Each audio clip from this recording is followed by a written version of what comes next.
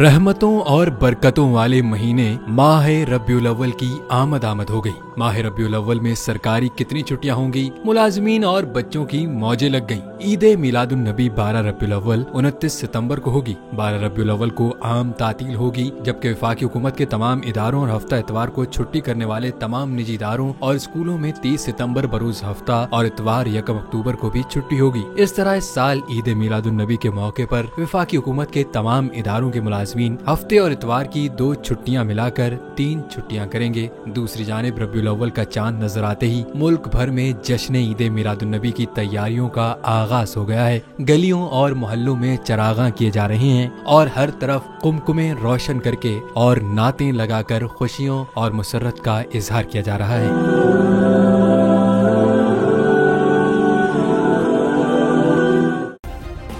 Subscribe करें और bell दबाएं ताकि कोई खबर रह न जाए।